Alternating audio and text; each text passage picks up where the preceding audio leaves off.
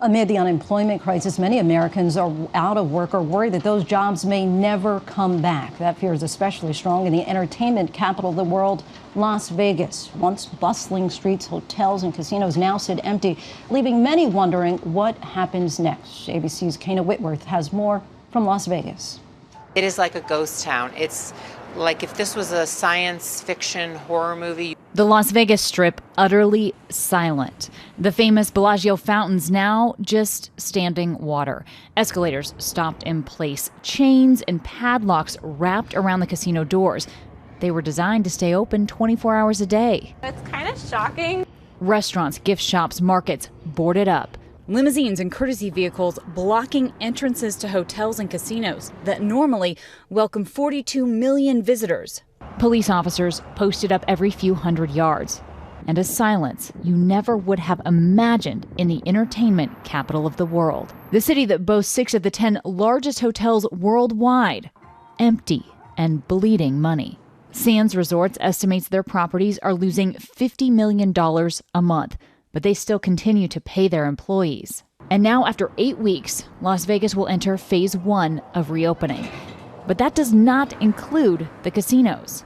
Strip clubs and brothels will not be opening under phase 1. And as a reminder, gaming establishments will not reopen in phase 1. The Clark County Commissioner says 78% of the state's overall budget comes from gaming. Those proceeds fund schools, the police force, firefighters. Still, when the casinos will open remains unclear.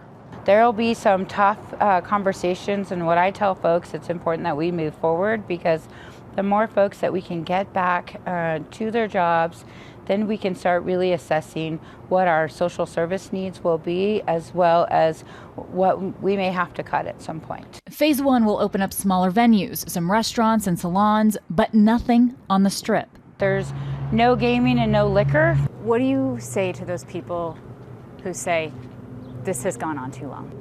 So here's what I would say. We're not the only state facing this crisis. In fact, it's a world crisis. But I will tell you that we have thought, we're working on many different fronts to help, whether it's food and utilities.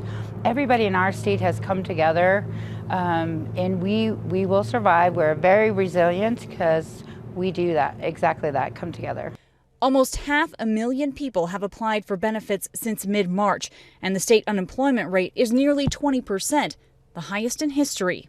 The top 100 employers in the entire state are located along this 6-mile stretch of Las Vegas Boulevard.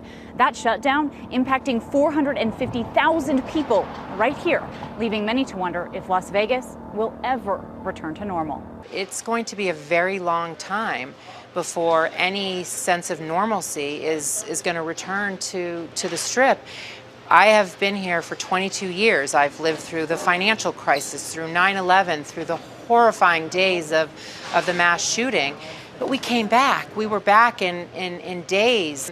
That uncertainty as to how life comes back to normal and what the new normal is terrifying for anyone in the hospitality industry. The gaming board laying out a list of safety protocols, telling ABC News in part the purpose of the policies is to give gaming licensees notice as to what is expected of them when they reopen. Gaming operations shall remain closed until the Gaming Control Board determines that operations may safely resume.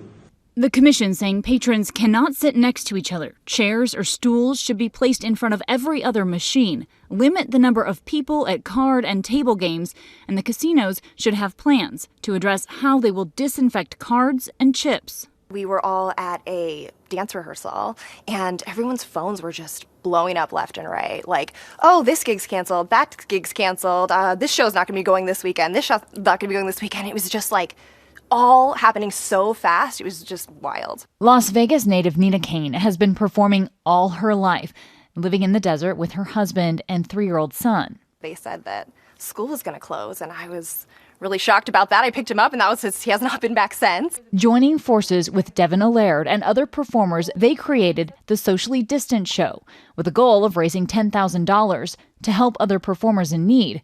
They're halfway there, and they're sending out $200 checks as often as they can. You're not getting any unemployment, you're not getting any help. So anything like $20 to $200 is so helpful for groceries. It's helpful for your phone bill, it's helpful for your utilities. Fear for the future is evident everywhere. A city that relies on $58 billion annually in tourism dollars, now marked by large, empty theaters and convention centers. We have to ensure the rest of the world that we're comfortable and we're ready for them to come back, and that's really our priority right now. Vegas is the entertainment capital of the world. We need them to come back. They're going to have to get creative, but you have some of the most creative producers, minds in the city, and it may look a little bit different than you're used to, but it's going to come back and it's going to be better than ever, and I have full faith in everyone that that's going to happen. Kayna Whitworth, ABC News, Las Vegas.